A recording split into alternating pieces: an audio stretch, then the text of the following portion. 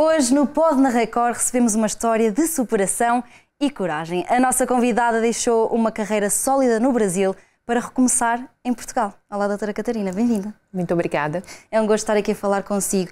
É um dos grandes nomes do direito em Portugal, mas eu quero perceber como é que isto tudo começou. Sempre foi um sonho? Sempre, desde pequena. Eu quis sempre seguir a carreira jurídica. No começo eu queria ser delegada, depois juíza, mas como acabei por me casar com um português, como essas duas funções eram públicas, eu acabei optando pela advocacia. Então, é um sonho desde pequena. E o que é que mais a motivava no início? Porque como é que começou esta paixãozinha? É sempre a questão de ver a justiça feita, ou seja, de encontrar situações no meio do caminho de que precisam de alguém que interfira, e eu sempre fui aquela que interferia. Então, resolvi profissionalizar a coisa e fazer disso a minha profissão. Muito bem. A doutora, em algum momento na sua vida, por exemplo, assim, mais jovem também, aconteceu alguma coisa que sentiu que realmente era preciso fazer justiça e daí veio este sonho? Exato. O que acontece? Em termos de violência doméstica, eu em casa nunca vi nada do gênero, porque o meu pai sempre foi um senhor com a minha mãe. Mas via minha avó passar por muitas situações, muito nova, mas via e percebia que aquilo não era normal. Entre jogar prato na parede, entre chamá-la de burra o tempo inteiro, e isso me deixava realmente incomodada. Sim. E a partir daí eu achei que tinha a obrigação de não só interferir nesse caso em particular, como em todos os outros que cruzaram pelo meu caminho. Ou seja, a vontade também de ajudar os outros, não é? Sem dúvida nenhuma, principalmente as mulheres. Muito bem. Pois, podemos falar aqui deste empoderamento feminino que está muito presente no seu trabalho, mas vamos voltar aqui ao Brasil. Começou tudo no Brasil, mas depois veio para Portugal. Já está há 25 anos aqui em Portugal. Sim. E uma mudança tem sempre desafios. O que é que foi mais difícil para si nesta transformação? Foi ficar longe de casa. Foi ficar longe dos meus pais. E que absurdo, eu vou ter que chorar? Não, né? Foi ficar longe de casa, foi ficar longe dos meus pais, porque eu, aos 25 anos, eu fui a última a sair de casa. Eu, apesar de ser a filha mais velha, eu fui a última a sair de casa. Então, foi deixá-los para trás. Foi deixar o meu pai e a minha mãe, principalmente. Mas para seguir também um grande amor, não é? Sim. Apaixonou-se no Brasil, veio cá para Portugal, já está cá há 25 anos. Como é que define a sua carreira atualmente? A carreira é feita de desafios diariamente, não é porque agora atingimos já um certo patamar que eles não acontecem, eles acontecem até numa proporção muito maior, porque quanto mais se caminha, não é, maior é a responsabilidade. Então, os desafios praticamente seriam os mesmos que lá. Mas eu encontrei muita gente boa pelo caminho, procuradores muito generosos, juízes muito dispostos a ensinar, professores fantásticos, mentores muito bons, e isso fez com que o caminho se tornasse muito mais fácil. E que se moldasse também nesta grande profissional que eu vejo aqui à minha frente. Muito obrigada. A doutora disse que veio para Portugal só com uma mesa de plástico, e isto diz muito sobre este recomeço, não é? A mesa nós acabamos comprando aqui. Quando eu digo isso, é porque nós começamos do zero, né? Muito embora minha vida fosse muito confortável no Brasil, eu me casei aqui e começamos do zero sem a ajuda de ninguém, nem de um lado nem do outro. Então nós tínhamos, era uma habitação universitária, inclusive, ainda aqui em Lisboa, em Telheiras, e nós tínhamos assim pouquíssimos móveis, era uma cama e uma mesa de plástico que nos acompanha até hoje. Nós não abrimos mão dessa mesa. Não vão deixar. Não. Onde nós vamos, ela vai conosco, porque é um símbolo de não só de resistência, como de que nós conseguimos. Nós chegamos lá, nós os dois juntos chegamos mais longe. Muito bem, porque juntos conseguem sempre ficar mais fortes. Como é que é passar isto tudo, estes vários desafios que teve ao longo da sua vida, e mesmo assim continuar a ter vontade de vencer e ajudar, acima de tudo, os outros? Porque eu sou imigrante, então eu vim aqui na condição de imigrante. E vindo na condição de imigrante, muito embora seja o meu país, Portugal também, eu nunca vou deixar de ser imigrante. E nunca vou deixar de entender a dor de um. E é a minha obrigação moral e social, de ajudar de alguma forma quem está chegando agora, para que não passem, não só pelo que se passou antigamente, mas de que o caminho seja mais suave, com planejamento, e que as pessoas venham realmente de forma pensada, calculada, e não com a cara e com a coragem, porque muitas das vezes com a cara e com a coragem a volta é quase que inevitável, né? Para evitar isso tudo. Exatamente, e a imigração é um dos assuntos mais falados atualmente. Qual é a importância de termos acesso também ao seu trabalho para termos a certeza que os nossos direitos são sempre garantidos? Pronto, o meu ou de qualquer outro colega que exerça a atividade aqui com o direito internacional, ela é sempre importante. Por quê? Porque nós temos... O advogado, ele tem um papel muito chato. O advogado é que põe o dedo na ferida da função pública, daquilo que não funciona, daquilo que está atrasado. Então, somos nós que fazemos o papel de mal. Né? O mal da fita somos nós sempre, aqueles que apontam o dedo, aqueles que apontam onde realmente há falhas. E, no momento, nós estamos com todos os sistemas aqui sobrecarregados e isso precisa ser resolvido de alguma forma. Já caminhamos aí para uma solução, longe ainda da melhor, mas é sempre necessário a presença de um advogado quando eu tenho um direito, principalmente um direito fundamental e constitucional que está sendo ferido. E a nossa Constituição portuguesa garante que o imigrante é igual ao nacional. Então, nós temos que fazer que esse direito valha, não é? Que não é porque eu sou imigrante, não é porque eu sou de fora, que eu não tenho os mesmos direitos aqui que um cidadão português. E este trabalho que a doutora tem também tem que ter muita confiança, ou tem que ter muita confiança em si, porque acaba por haver aqui uma confiança entre o cliente e a doutora, não é? Tem que se estabelecer aqui uma ligação também emocional também, não é? Sem dúvida nenhuma, até porque a própria advocacia é baseada na confiança. E quando há essa quebra da confiança, não adianta nem o profissional exercer a sua atividade, muito menos o cliente que deixou realmente de confiar no profissional. E tem este lado humano, acaba por também entrar também um bocadinho na sua vida.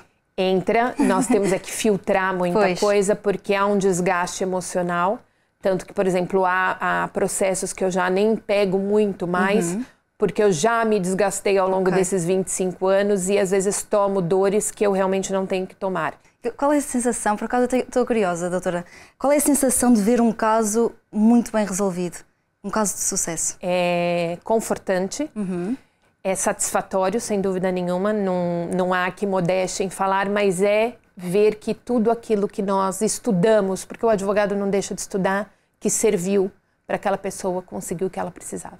Muito bem, é muito interessante o que a doutora está a dizer, que um advogado nunca deixa de estudar. Nunca. Ou seja, há aqui uma procura constante pelo conhecimento. Sem dúvida nenhuma, até porque a legislação muda numa velocidade que às vezes nós não acompanhamos. Então, não deixamos nunca de estudar, de pesquisar e de adquirir conhecimento para poder seguir a profissão. Ou seja, há aqui uma grande paixão. Acredita que, acima de tudo, para ser uma advogada deste nível, é preciso ter muita paixão? É, muita paixão mesmo. Muita paciência, mas muita paixão. Tem que gostar muito do que faz. Muito bem, isto vem sendo adquirido ao longo destes anos. Uma jornada de sucesso nunca começa nem acaba sozinha. A doutora com certeza teve pessoas ao longo da sua trajetória que a acompanharam. Se pudesse deixar um agradecimento a elas, quem seriam e qual foi o papel que elas tiveram na sua vida? Primeiro, uma mentora que eu tenho, que é a doutora Susana Proença. E todos aqueles que já trabalharam comigo. Porque não é fácil e não chegamos a lado nenhum sozinha. Mas, de qualquer forma, eu tenho uma equipa espetacular entre colegas e administrativo. E a máquina só funciona porque eles estão lá. Hoje eu estou aqui, mas eles estão lá e estão segurando as pontas. Muito bem. Olhando para tudo, aquilo que passou, como é que descreveria o momento que vive atualmente? Acredito que seja o melhor momento. Em termos de carreira, em termos pessoal... em termos meus mesmo, eu acredito que seja o melhor momento, é agora.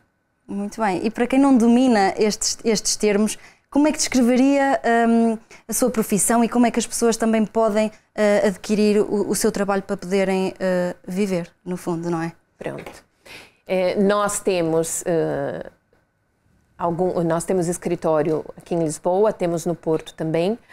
há outros colegas no site da Ordem dos Advogados, e agora eles têm uma plataforma que se chama Pode Advogar, onde encontram ali todos os colegas que estão inscritos e aqueles que trabalham com o direito internacional, porque precisa se saber bem do direito internacional. Não é só achar que é AIMA, é muita coisa, são direitos humanos, são direitos constitucionais, são direito administrativo, então há de se haver aí um conhecimento e procure sempre um profissional qualificado e inscrito na Ordem dos Advogados. É só o que eu peço, porque o que mais existe é procuradoria ilícita e pessoas que se aproveitam daquele que desconhece a legislação, que desconhece a língua e que principalmente veio com a cara e com a coragem e que às vezes é o único dinheiro que tem, que economizou e que investe na mão de pessoas aventureiras e que não percebem realmente daquilo que é preciso para que uma pessoa esteja aqui de forma regular. Exatamente. Doutora, como é que se combate esta desinformação?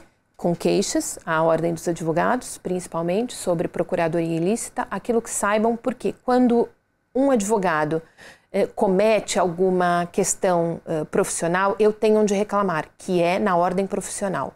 Quando uma pessoa comum que se auto-intitula um assessor ou qualquer coisa do gênero apronta e some com o dinheiro desse migrante, ele vai reclamar onde? O máximo que ele pode fazer é uma queixa-crime e sabe-se lá onde é que ele vai buscar essa pessoa.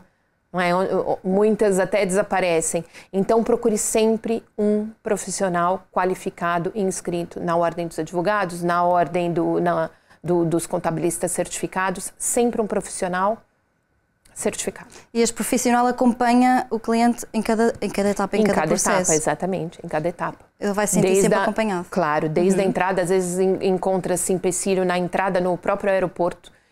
Há sempre, e todo mundo tem um direito a um advogado. Quando chega e de alguma maneira ficou barrado no aeroporto, há sempre o direito a um advogado.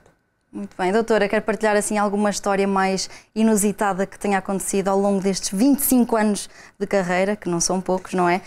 Que tenha acabado feliz, uma história feliz. Eu gosto de falar sempre dos apátridas, porque os apátridas são pessoas, às vezes, que nasceram aqui, ou que nasceram em algum outro lugar e não têm uma nacionalidade, não têm um documento, não têm um documento com foto, não tem uma certidão de nascimento onde eu diga eu sou daquele lugar.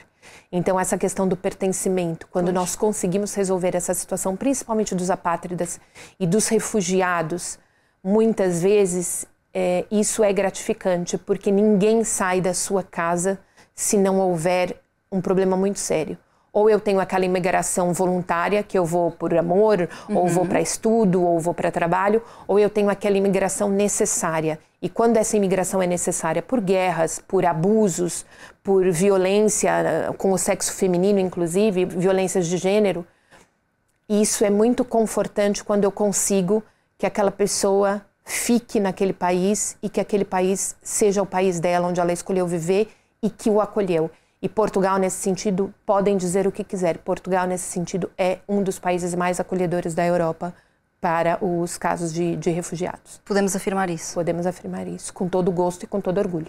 É um orgulho, não é? Fazermos parte deste país. Muito bem, doutora Catarina, ao longo desta conversa falou várias vezes sobre as mulheres, sobre o papel das mulheres. Sempre teve esta vontade de lutar por elas e de ter este empoderamento feminino bem marcado no seu coração? Sim. E por que isso é necessário? Enquanto houver essas diferenças todas e eu chegar num lugar e as pessoas me mandarem me colocar no meu lugar, o meu lugar é onde eu quiser. O seu lugar é onde você quiser. Então, é muito difícil, anos e anos, às vezes séculos, de um patriarcado que está enraizado e nós não estamos aqui brigando com ninguém. O feminismo não é brigar com ninguém, nem não gostar de homens, nem querer guerra com eles. Nós só queremos que tenhamos as mesmas condições. É só isso. E nós merecemos estar aonde nós quisermos.